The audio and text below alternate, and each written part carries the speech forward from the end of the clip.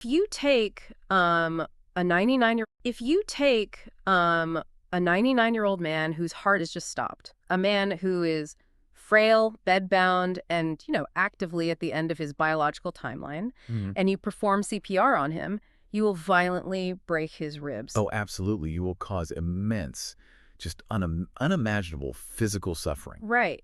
And yet, families demand that medical teams do exactly this every single day in hospitals all over the world. They really do. They demand interventions that inflict pain for a completely futile outcome. And, well, why? Because we fundamentally misunderstand how to process grief. Yeah, that's exactly it. We are so utterly terrified of the emotional void of loss that we will weaponize medicine to delay it, even at the cost of the person we're actually trying to save. It is a profound systemic issue. I mean, when we look at the clinical reality of end-of-life care, the greatest obstacle isn't always the disease itself. Right. The greatest obstacle is often the psychological paralysis of the people in the room. Mm-hmm. We live in a society that treats death as like an engineering Oh, failure. that's a good way to put it. Right. You break a bone, you get a cast, you get an infection, you take an antibiotic. We are conditioned to expect a cure, a fix, a binary resolution. So when we're suddenly confronted with an unfixable reality, the human brain simply shorts out. Exactly. It just cannot compute. Well, that is exactly the terrain we are mapping today. In this deep dive, we are stripping away the euphemisms. We are unpacking the actual architecture of grief, the deeply complex frameworks of mourning, and, the clinical, gritty reality of what happens when the human body shuts down. Yeah, it's heavy, but it's so necessary. It really is. We are going to look at how your brain processes sudden voids, how your age fundamentally alters your psychological response to loss, and the stark difference between treating an illness and treating a person. And, understanding the mechanics of this process is incredibly empowering for you as a listener. Grief often feels like a chaotic alien invasion of the psyche. It makes people feel like they are literally losing their minds. Yes. But when you break down the neurobiology, the psychology, and the developmental stages of loss, you realize that this chaos is actually a highly structured evolutionary response. Which is wild to think about. It is, recognizing that structure doesn't eliminate the pain, of course, but it completely removes the isolation. It gives you a strange sense of control. Okay, let's unpack this. To start making sense of this, we first have to completely redefine what it is we're actually losing. Right, because definitions matter here. Because when we say the word grief, most people immediately picture a funeral. But clinical grief is rarely just about the physical death of a person. It is triggered by a much broader spectrum of loss. So the clinical definition of loss is any situation in which a valued person, object, or situation is changed or becomes inaccessible such that its value is diminished or removed. Okay. And when we look at the psychology of loss, it falls into four distinct categories. Yeah. Categorizing them is vital because society is very quick to validate some forms of pain while completely ignoring others. Yeah, that's so true. So the baseline is actual loss. This is the tangible, objective absence of something. It is the empty chair at the dining table, Right. but it is also the amputation of a limb or even walking into work and being handed a pink slip. It is a definitive severance that everyone around you can look at and agree, yes, that thing is gone. And from a neurological standpoint, actual loss triggers an immediate recalibration of your brain's spatial and temporal mapping. Wait, really? How does that work? Well, if you lose a limb, you experience phantom pain because the somatosensory cortex still holds the neurological map of that arm or leg. The brain is firing signals to a ghost. Oh, wow. And the exact same mechanism happens when you lose a spouse or a job. Your daily routine, your physical habits, your expectation of walking into a room and hearing a specific voice, all of those neurological pathways are suddenly leading to dead ends. So the brain is quite literally experiencing a phantom limb syndrome of the soul. I see. That makes perfect sense. Your brain is trying to walk down a staircase that isn't there anymore, and you get that terrifying jolt of falling. That's a great analogy. But then we went into the concept of necessary loss, and I have to admit, I struggle with this terminology. A lot of people do. Right, because necessary loss feels almost like an oxymoron. How can the devastation of losing a relationship or a phase of life be categorized as positive or necessary? The terminology is harsh, I agree, but it is deeply rooted in human development. Necessary losses are the structural changes required for you to progress through the human lifespan. Okay, give me an example. Well, a child must lose the absolute safety of the womb to be born. You must lose the protective, consequence-free bubble of childhood to become an autonomous adult. Right.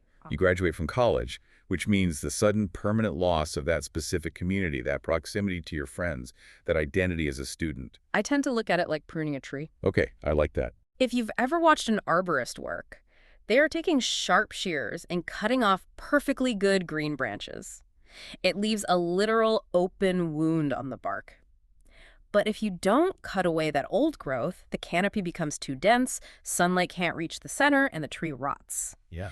The trauma is required for the tree to yield new fruit. The pruning analogy works really well for the macro level of a human life. But in the short term, your central nervous system does not know the difference between a necessary trauma and a harmful trauma. It just feels the pain. Exactly. When a long-term relationship ends, for instance, a year later, you might realize that relationship was toxic and holding you back. The loss was necessary for your survival. Right. But in the immediate aftermath, your amygdala is flooding your body with cortisol. You were experiencing genuine physiological withdrawal. Your body doesn't care that the breakup was a necessary step for your personal growth. It only knows that an attachment bond has been severed and it reacts with panic. Which brings us to a type of loss where the panic is entirely unpredictable. And that is situational loss. This is the sudden external event that pulls the rug out from under you. Yeah, those are brutal. An unexpected car accident that leaves you with a spinal cord injury, for example. What strikes me here is the cascade effect. It is never just one loss. Never. Situational loss is characterized by the domino effect. If you suffer a severe physical injury, the primary loss is your mobility. Right. But the secondary losses are what actually destroy you psychologically. You lose your ability to engage in the hobbies that defined your weekends. You might lose your primary source of income, which triggers the loss of your financial security, which might force the loss of your family home. It just keeps going. Yeah, you lose your identity as the provider or the athlete. Yeah. The initial event is just the pebble dropping into the pond. The situational loss is the tsunami of ripples that dismantles the architecture of your life. And people can clearly see the wheelchair, so they understand the primary loss, but they don't see the internal devastation of the secondary losses. Which leads directly into the fourth category. Right, and this is the one that really shifts the paradigm. Perceived loss. Perceived loss is intimately, violently felt by the individual experiencing it, but it is completely invisible to the outside world. Because there is no tangible evidence. Exactly. No grave, no missing limb, no eviction notice. And because of that, society does not offer a framework for mourning. I want you, the listener, to think about the last time you experienced this. Maybe it was a friendship you had for a decade that didn't end in a massive fight but just slowly faded into nothing. Well, that's a really common one. Or maybe it is the profound grief of realizing you will never achieve the specific dream you had for your career. You are grieving the death of a future that only existed in your head. And that is a real death to your brain. Yeah, but no one is bringing you a casserole because you realize you're never going to be a musician. But the psychological weight of that realization is crushing. The danger of perceived loss is the lack of validation. Human beings are deeply social creatures. We rely on communal validation to process trauma. We need people to see our pain. We do. When you experience a tangible loss, society provides rituals. We hold funerals. We send sympathy cards. We grant bereavement leave. Right. These rituals signal to the grieving person, your pain is real, it is seen, and it is acceptable. With perceived loss, the absence of those rituals forces the individual to internalize the pain. They start to gaslight themselves, basically. Exactly. They start wondering if they're crazy for feeling so devastated over something invisible. That internalized, unvalidated pain perfectly bridges the gap between what we lose and how we react. Grief is simply the emotional, cognitive, and physical response to these losses. Yeah. And the baseline expectation in our culture is what clinicians call normal or uncomplicated grief. You lose someone, you are devastated, and over the course of 6 months to a year, the acute pain slowly metabolizes into a dull ache that you carry with you. But that clean, linear trajectory is incredibly rare. It is the exception, not the rule. The reality of grief is vastly more complicated. Take anticipatory grief, for example.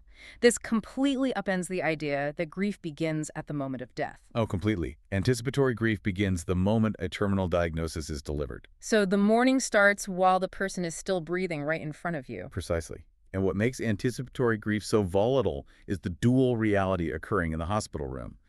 The family is grieving the impending physical absence of the patient. They are pre-mourning the empty chair. Yeah, but the patient is going through something else. An entirely different, highly insular form of grief. They are grieving their own physical decline, the loss of their autonomy, and the overwhelming guilt of knowing they're about to become a profound source of pain for the people they love. Man, that's heavy. You have two overlapping spheres of intense psychological suffering occupying the exact same physical space, and they often cannot communicate with each other because doing so requires acknowledging the impending death out loud.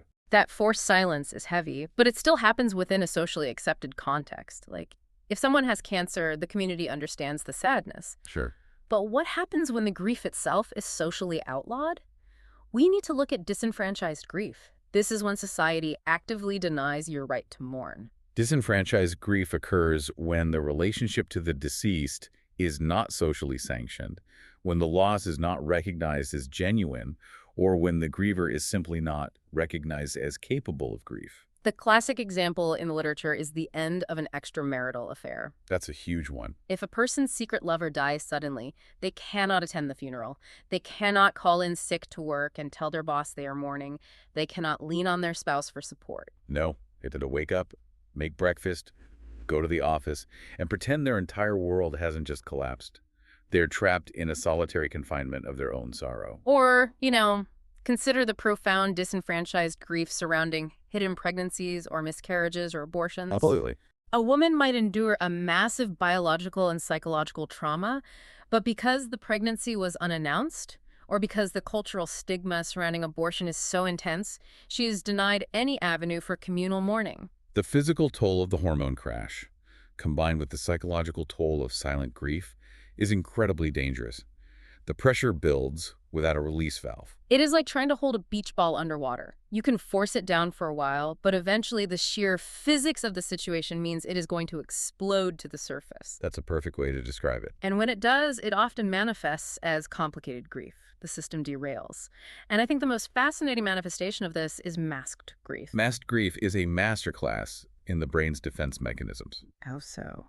Well, this occurs when a person's behaviors, physical health, or psychological stability are actively deteriorating, but the individual is completely blind to the fact that unresolved grief is the root cause. I imagine masked grief is what's happening when someone loses a parent, claims they are totally fine, and then suddenly divorces their spouse 6 months later over a trivial disagreement about how to load the dishwasher.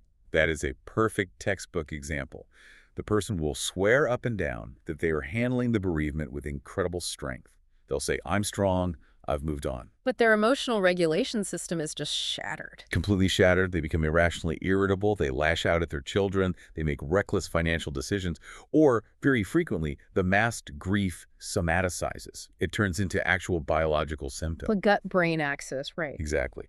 Unexpressed grief places the body in a chronic state of fight-or-flight sympathetic nervous system activation. So they are just running on adrenaline and cortisol. Yes, and this chronic stress inflames the vagus nerve, which runs directly from the brainstem to the abdomen.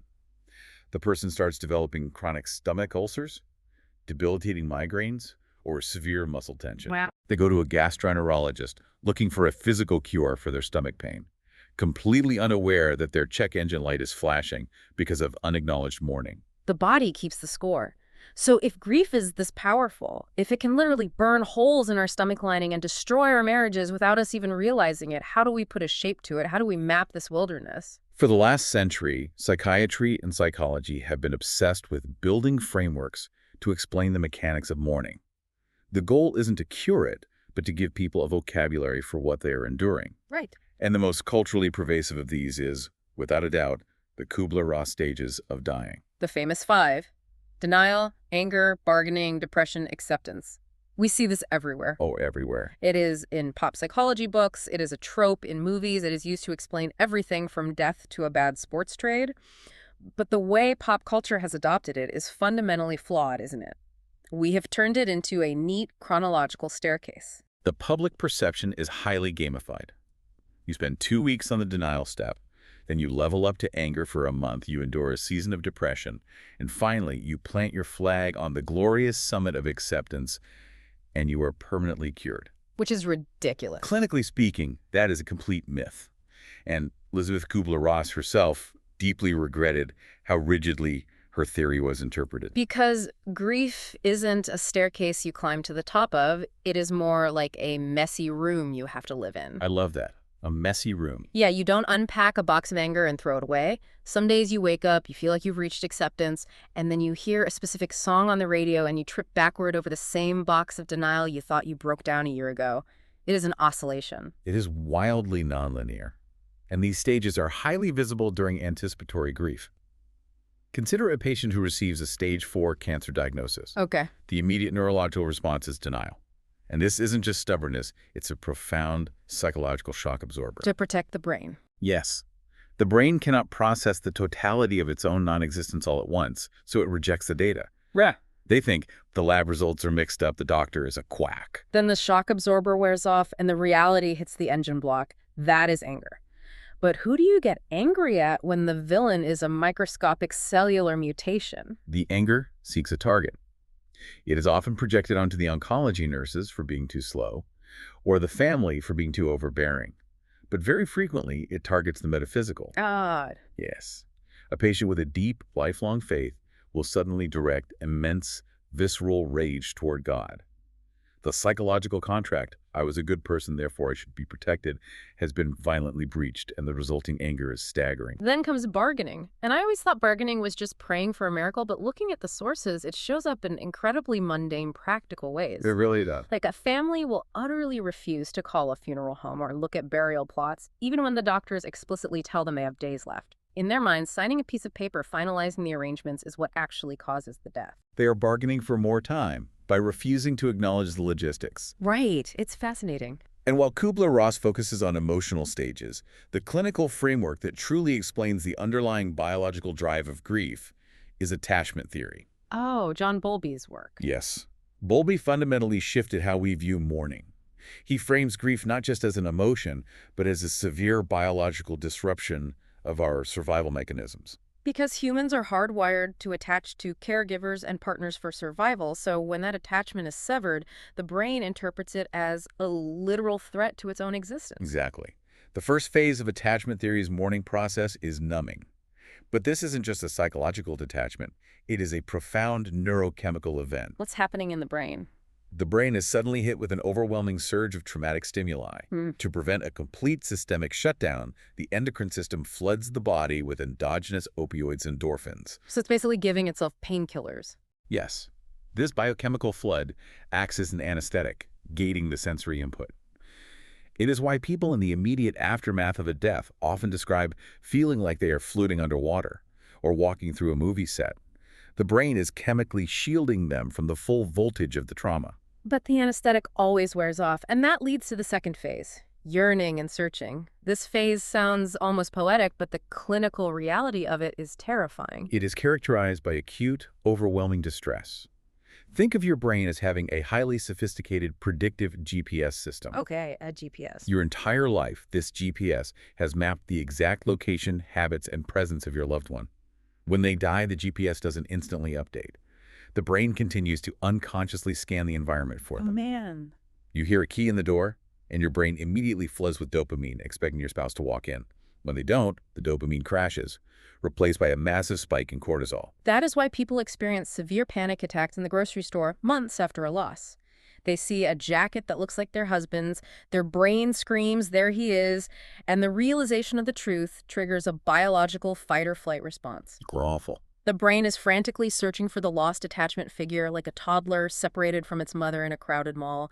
It is pure primal panic. Which naturally exhausts the system, plunging the individual into disorganization and despair.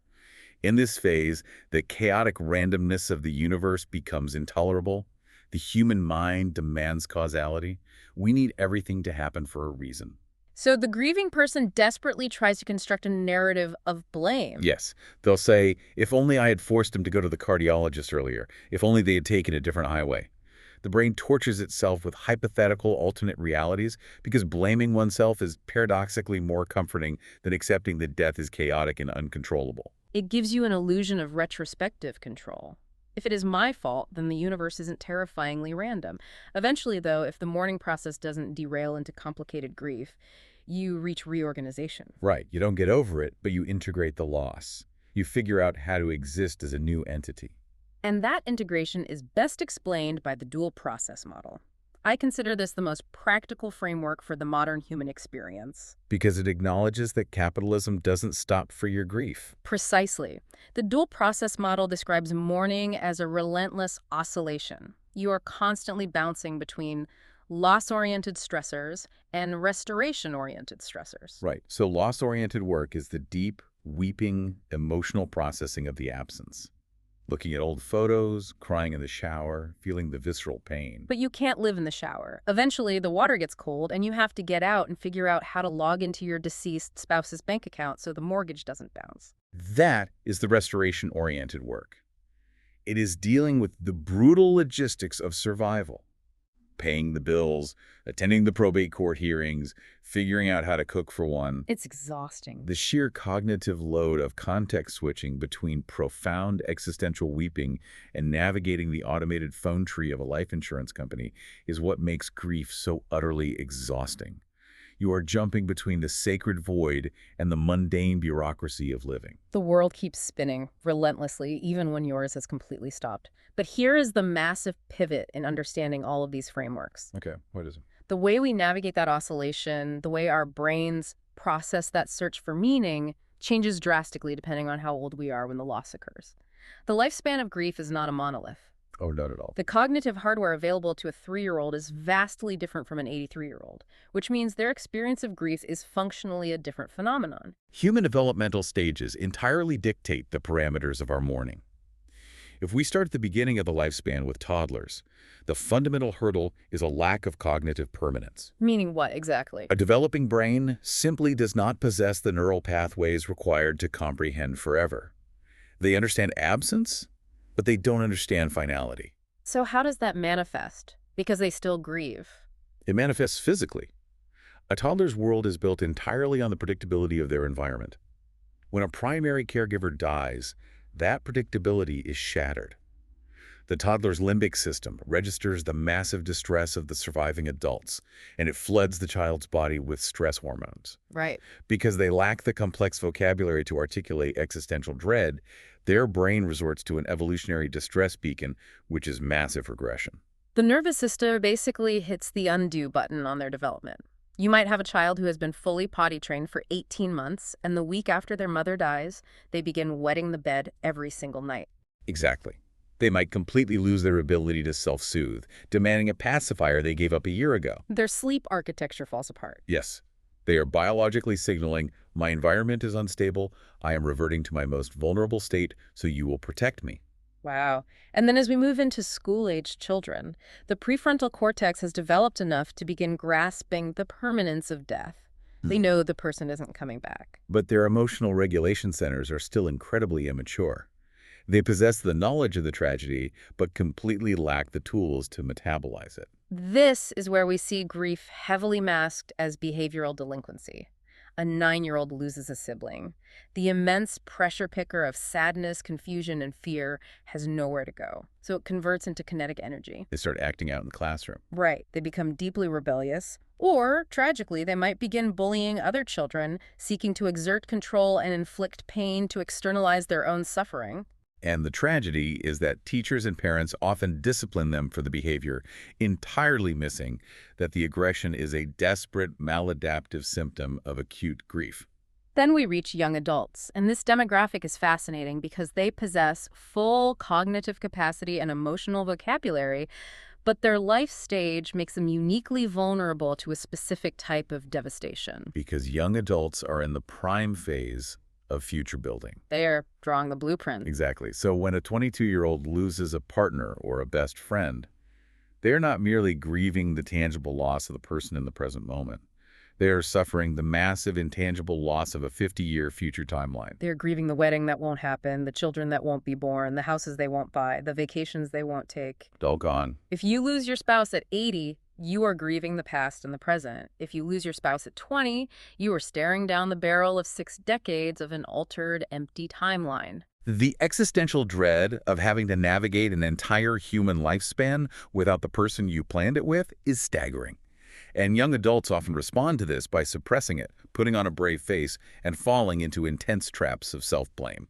that intense future focus shifts completely when we arrive at middle-aged adults. This is universally known as the sandwich generation, and their grief is defined by extreme multi-directional pressure. They are caught in the vice between their aging, declining parents and their own growing, departing children. The losses are coming from every angle. They are experiencing the anticipatory or actual grief of their parents dying, which forces them to confront their own position on the mortal escalator. Yeah. At the exact same time, they are experiencing the necessary loss of empty nesting. The children they define their identity around are leaving. They are losing their role as a daily protector and provider. This collision of parental death and empty nesting triggers a profound identity crisis. The cliché of the 45-year-old man buying a bright red sports car is culturally mocked, but neurologically it makes perfect sense. How so? It is a desperate, physicalized attempt to reclaim youth, autonomy, and identity in the face of overwhelming, creeping mortality.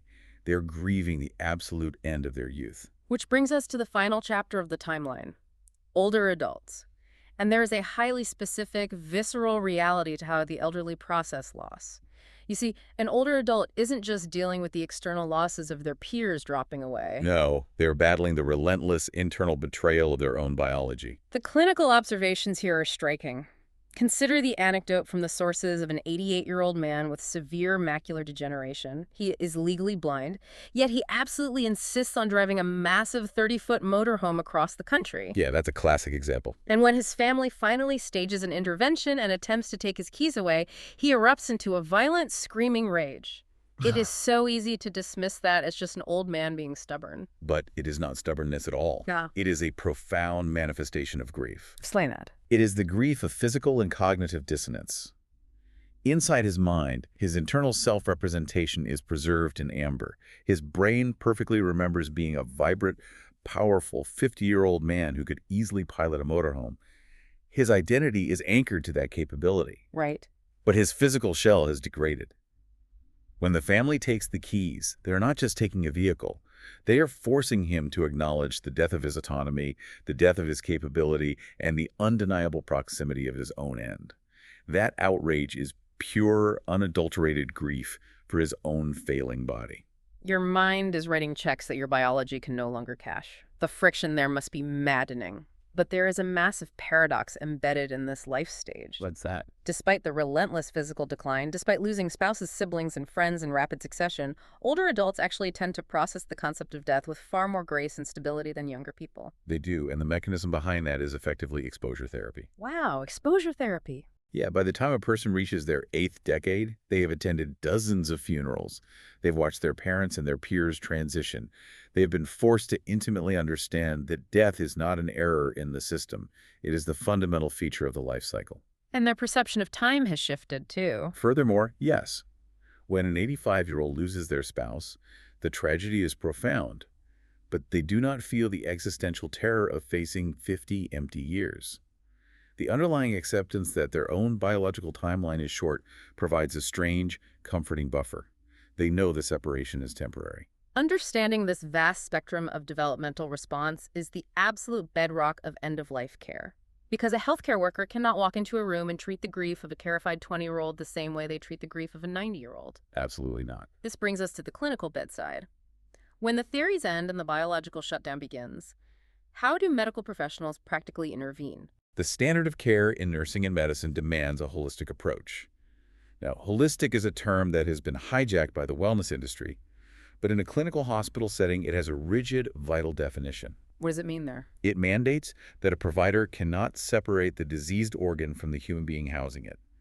You must address the physical, mental, emotional, and spiritual needs simultaneously. But practically speaking, there is a brutal hierarchy of needs that dictates how this is executed.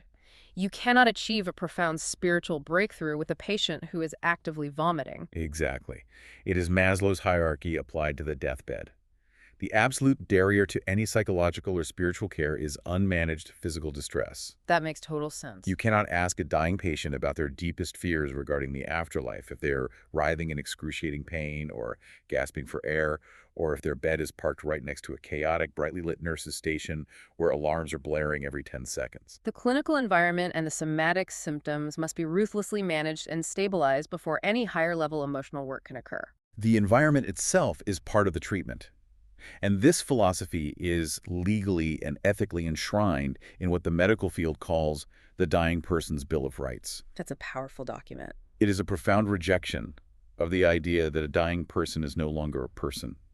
It explicitly states that a patient has the right to be treated as a living human being until the very moment of death. It guarantees the right to maintain a sense of hopefulness, however that focus might change. The right to not die alone, the right to be free from pain. And the right to retain their individuality and not be judged for decisions that conflict with the beliefs of the medical staff. And crucially, the right to have their questions answered honestly. But honesty in a hospital room is a remarkably dangerous tool if wielded incorrectly. This requires the incredibly delicate skill of tactful honesty. The neurology of hope is powerful, and a provider has an ethical obligation not to shatter it unnecessarily, but they also cannot deal in falsehoods. If a failing patient looks a nurse in the eye and asks, "Am I going to die?"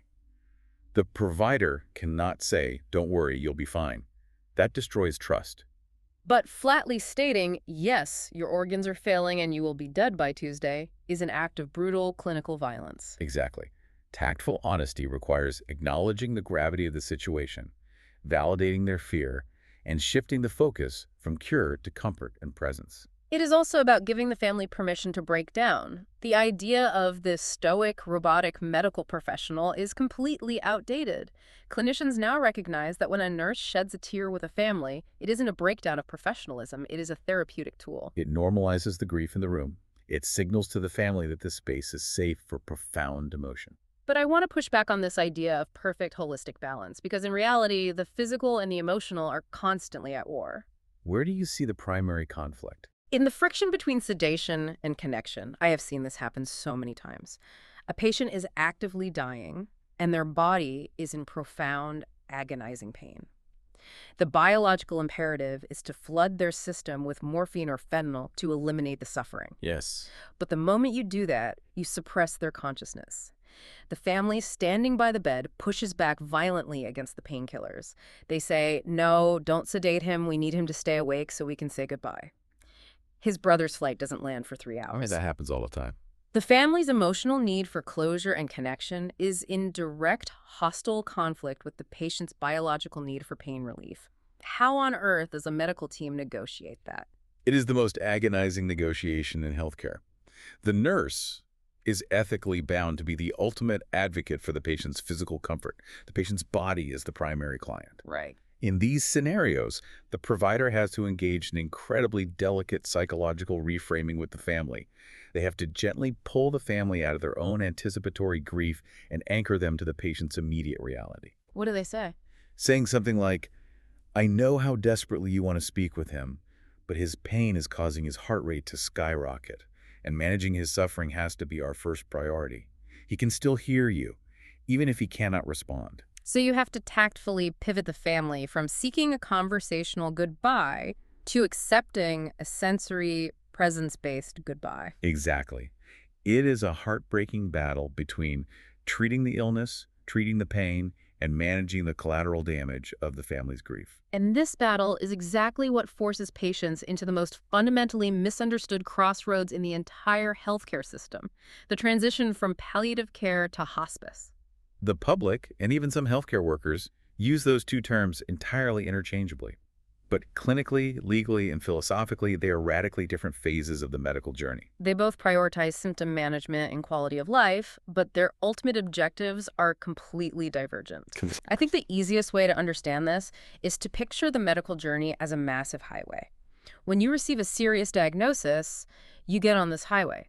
Palliative care is simply taking the scenic lane. I like that. You are absolutely still driving toward a destination, which is a cure. If you have aggressive lung cancer, you are undergoing heavy chemotherapy and radiation to kill the tumor. That is curative. Right. But the chemo makes you violently ill and destroys your appetite. So alongside the chemo, you receive palliative care, anti-nausea medications, pain management, nutritional support.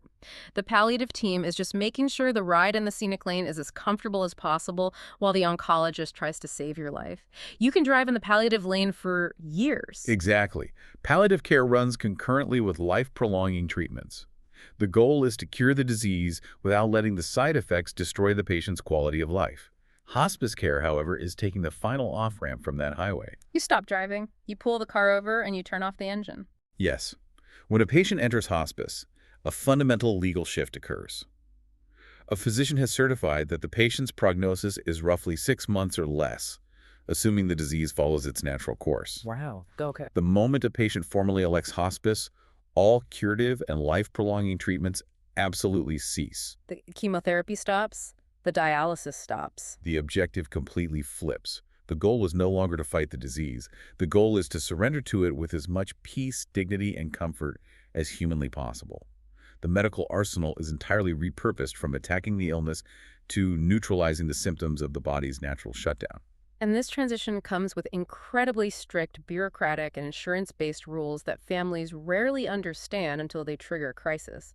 The most critical of these is the 9/11 revocation rule. Oh, that is a nightmare scenario born out of pure grief and panic. How does it happen? It happens constantly with home hospice. A family elects to keep their dying mother at home under hospice care. She is legally documented as a do not resuscitate. The agreement is that nature will take its course. But at 2 in the morning, the mother's breathing pattern suddenly changes, or she spikes a fever. The family, exhausted and terrified, watches her struggle. The primal instinct to save her overrides all logical training. Instead of calling the 24/7 hospice triage nurse, they grab their phone and dial 911. And the paramedics arrive. Their entire training dictates they must stabilize and transport, so they load her into the ambulance and rush her to the emergency room under lights and sirens. Yes. And the second she crosses the threshold of that ER, the hospice contract is legally voided. It is instantly revoked. And the reason is deeply systemic. Medicare and private insurance have entirely different billing codes for acute life-saving care versus palliative hospice care. You cannot simultaneously bill the system for accepting death and fighting for life. That makes bureaucratic sense, but it's terrible for the family. By going to the ER, the family's actions legally declare they are seeking curative intervention. The hospice agency is forced to drop them. The patient is subjected to bright lights, needle sticks, and invasive testing, the exact opposite of a peaceful death. They can eventually be recertified and transitioned back to hospice, but the psychological and administrative disruption is catastrophic. It perfectly illustrates why advance directives are so critical, things like living wills and establishing a medical power of attorney before the crisis hits. Because in the moment of terror, logic vanishes. And if there is no directive, the default of the medical system is aggressive intervention. The clinical literature brings up a fascinating, dark reality of what happens when a patient has no family to make these decisions, or worse, when the family is actively abusive. In cases of severe elder abuse, where families are financially exploiting a declining relative or neglecting them, the state is forced to intervene. The courts will strip the family of their rights and assign a state guardian. Right. And in some rural counties, the legal default for this role is the local sheriff. Yes. The idea of a county sheriff holding the medical power of attorney to decide whether an 85-year-old woman gets a feeding tube sounds utterly bizarre. It highlights the extreme lengths the legal system must go to in order to protect the vulnerable.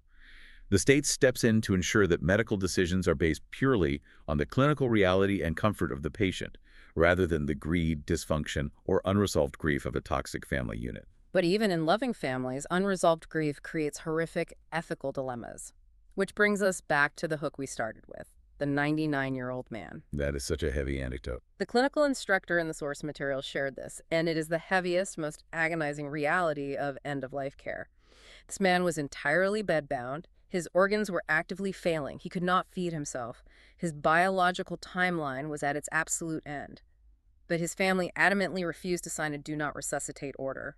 They mandated a full code, meaning if his heart stopped, the medical team was legally obligated to perform full cardiopulmonary resuscitation. The moral injury to the nursing staff in that scenario is immense. You are a trained medical professional. You look at the frail, paper-thin chest of a 99-year-old man. You know with absolute certainty that the sheer force required to compress his chest will violently shatter his ribs, puncture his lungs, and cause unimaginable agony. It's torture. You know that even if you restart the heart, His brain will likely be anoxic, and he will die on a ventilator days later. The intervention is purely torture. The clinical technician in the anecdote said it perfectly. They said, it's really hard not to want to shake these people and scream, "You are doing this for you." Yes. The family's inability to process their anticipatory grief, their terror of signing the paper that allows him to die, forces the medical staff to inflict suffering. The family is using the patient's body as a shield to delay their own emotional reckoning. They are choosing his physical torture over their emotional pain. But eventually, the shield breaks. Despite all the chaotic interventions, despite the families begging for more time, the biology wins. The body begins its final shutdown sequence. And once that sequence initiates, we enter the ultimate reality. Segment 6, the final hours. The dying process is not a singular moment. It is a highly predictable physiological cascade. And the sources are brutally clear about the physical signs, because the medical staff must constantly interpret these signs to prepare the family. One of the earliest visual indicators is something called modeling. What is that? Modeling is a profound shift in cardiovascular function. As the heart muscle weakens and the blood pressure drops, the body enters a state of extreme triage. It recognizes it no longer has the pumping force to perfuse the entire body, so it sacrifices the periphery to protect the core. Meaning the organs. Right. It shuns blood away from the arms, the hands, the legs, and the feet, redirecting it to the heart, lungs, and brain. As the capillary beds in the extremities shut down and the blood pools, the skin takes on a stark, splotchy, purplish-blue marbled appearance. It creeps upward from the toes toward the torso. It is the visible map of the body's circulation retreating. Then come the respiratory changes. And there is one symptom that has been heavily mythologized in literature and cinema, but is profoundly misunderstood in reality: the death rattle. Clinically known as terminal respiratory secretions. As the brainstem function degrades, the patient loses the reflex to swallow and the ability to cough. But the salivary glands continue to produce fluid, and mucus continues to drain into the upper airway. So it just sits there. Yes, this fluid pools in the back of the throat. Because the patient is still breathing, the air is forced back and forth through this pool of fluid. It creates a loud, wet, gurgling sound that reverberates through the entire room. And to a family member sitting by the bed, it is absolute nightmare fuel. It sounds exactly like the person is actively drowning or suffocating. The family's panic skyrockets. And this is where the nuance of nursing care is paramount. Yeah. The nurse must immediately intervene, not necessarily for the patient, but for the family. Why? Because the clinical reality is that the death rattle is almost never painful or distressing for the patient. By the time this pooling occurs, the patient's level of consciousness is usually so degraded that they are completely unaware of the sound or the sensation. They are not suffering. Wow, so the nurse educates the family to neutralize their terror. Yes. And if the sound is simply too traumatic for the family to endure, the physician might prescribe an anticholinergic medication like atropine to actively dry up the secretions. You are literally medicating the patient to treat the family's anxiety. Precisely. Yeah. It is psychological triage for the survivors. The other respiratory terror is apnea. The breathing pattern becomes erratic, often called Cheyne-Stokes respiration. They will take a series of rapid, shallow breaths, and then they just stop. The chest stops rising. The room goes dead silent. The medulla oblongata, the respiratory control center in the brainstem, is misfiring. The patient will take a breath for 10 seconds, then 20 seconds. Sometimes the pause lasts an agonizing 45 seconds to a full minute. For the family holding a vigil, those pauses are psychological torture. They watch the chest stop. They look at the clock. They assume the moment of death has arrived. The massive wave of final grief crashes over them. The tears start falling. Right. And then suddenly, 50 seconds later, the brainstem fires a random electrical signal, and the patient takes a loud, gasping breath. It violently resets the emotional clock. The family is yanked out of their final grief back into the present moment over and over again. It is incredibly traumatizing to experience that false climax repeatedly. Until eventually the pause stretches into permanence. The heart stops. The brain activity ceases. The patient dies. And this is where the reality of the hospital room gave me absolute emotional whiplash. It's jarring, isn't it? Because for the family, time stops. The universe shatters. But for the nurse, the second the patient dies, their job instantly shifts into a hyper-bureaucratic, legally mandated protocol called postmortem care. The compartmentalization required from healthcare workers in this moment is staggering. You go from holding the hands of a weeping widow, standing in the presence of a profound spiritual and existential transition, directly into navigating federal legal compliance. It is a stark collision of the sacred and the administrative. For example, the absolute non-negotiable mandate regarding organ donation. Federal law dictates that for every single death that occurs within a hospital facility, the organ procurement organization must be notified. There are zero exceptions. The hospital must call the organ bank so they can cross-reference databases and determine if the deceased is a candidate for tissue, bone, or organ harvesting. But the crucial protocol here, and the sources heavily emphasize this, is the firewall between the nursing staff and the procurement conversation. The bedside nurses do absolutely not ask the family for the organs. Never. The nurse cannot step out of the role of comforting caregiver and suddenly become a solicitor for body parts. It would permanently destroy the trust. If the organ bank determines the patient is a viable candidate, a highly specialized, specifically trained representative from the procurement organization will travel to the hospital to approach the family. That makes a lot of sense. This ensures that incredibly sensitive, complex conversations about brain death, biological viability, and the surgical realities of harvesting are handled by experts separated from the immediate bedside trauma. Then there is the forensic protocol. If the death is unexpected, the result of trauma, an accident, or suicide, the medical examiner will likely mandate a legal autopsy. And if an autopsy is ordered, the nurse's protocol is rigidly strict. You touch absolutely nothing. The body becomes a protected legal space. If the patient died with an endotracheal breathing tube down their throat, you do not pull it out. If they have central venous lines stitched into their neck, IV catheters in their arms, or a Foley catheter in their bladder, every single piece of plastic remains in the body. Wow. The deceased must be transported to the morgue in the exact physiological state they were in at the second of death, ensuring no medical or legal investigation is impeded by the staff cleaning up. But if it is a natural expected death and no autopsy is required, the nurse performs the actual post-mortem care. And this is deeply intimate. It involves washing the body, removing the medical equipment, and positioning the deceased respectfully before the family comes back into the room. And this requires a profound awareness of cultural humility. Because different cultures have different traditions. The nursing materials stress that postmortem care is not just medical, it is anthropological. Different cultures dictate vastly different interactions with the vessel of the dead. In certain traditions, the family absolutely insists on washing the body themselves as a final act of devotion. Right. In other cultures, the bed must be physically rotated so the deceased faces a specific cardinal direction or faces toward a holy city. The nurse's job is to provide the wash basins, step back into the shadows, and facilitate the family's sacred rituals. But intertwined with that sacred ritual is the grittiest, most cynical, and frankly, most revealing administrative task of the entire process. And that is the cataloging of belongings.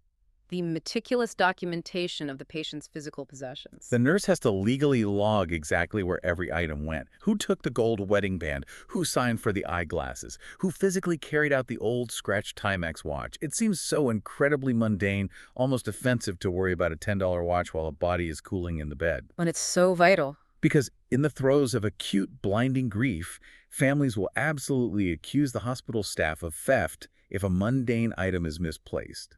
It happens constantly, and the psychology behind it is fascinating. The family isn't actually furious about the financial value of the Timex watch. They are furious because that watch is a tangible physical anchor to the person who just vanished into the ether. Yeah. When the person dies, all of their remaining physical energy and identity is instantly transferred into the objects they left behind. Losing the watch feels like losing the person all over again. The accusation of theft is just the chaotic externalization of their internal despair. So the nurse catalogs the plastic watch to protect the hospital from a lawsuit driven by the madness of mourning. Exactly. It requires a psychological whiplash that I simply cannot fathom. Navigating the absolute zenith of human emotional suffering and the depths of legal liability paperwork in the exact same hour. It is a profound testament to the quiet, heavy labor of the medical profession. They are the tour guides through the darkest territory of the human experience. Let's pull back and look at the map we have covered today. We started by defining the invisible forms of loss, validating the perceived and disenfranchised griefs that society demands we suffer in silence. We unpacked the neurobiology of mourning, exploring how the brain numbs, searches, and oscillates to survive the void. We covered a lot of ground. We examined how a toddler's regression is fundamentally different from an 80-year-old's dissonance. We navigated the brutal ethical choices of end-of-life care, the vital difference between the scenic route of palliative management and the final off-ramp of hospice surrender. And we just walked through the stark, unforgiving yet deeply sacred clinical reality of the body's final sequence. It is an incredibly heavy map to look at, but returning to our core mission, knowing the structural terrain of this process makes the inevitable journey just a little bit less terrifying. The mechanics provide the meaning. They do. And I want to leave you with a final thought that loops back to something we discussed at the very beginning of this deep dive. We talked about perceived loss, the psychological reality that you can genuinely grieve the death of an internal identity, the loss of who you used to be before a major life event changed you. Right. If that is biologically and psychologically true, if perceived loss includes the literal mourning of a past version of yourself, then isn't every single major phase of our life a micro-death? That is a staggering philosophical framework. Every time we grow, every time we learn a brutal lesson, every time we are forced to adapt to a new reality, we have to bury an older, naive, smaller version of ourselves. We leave past versions of our identity in the graveyard of our memories. Yeah. Maybe the reason older adults can eventually face the end of their physical life with a sense of grace is that, whether we realize it or not, we have all been practicing how to grieve our past selves every single day. We forge the psychological resilience required for our final surrender through a lifetime of enduring necessary incremental losses. We are always practicing the art of letting go. By the time we reach the end, we already know the way. Thank you so much for joining us on this deep dive into a topic that touches absolutely every single one of us. Keep questioning, keep exploring, and we'll catch you next time.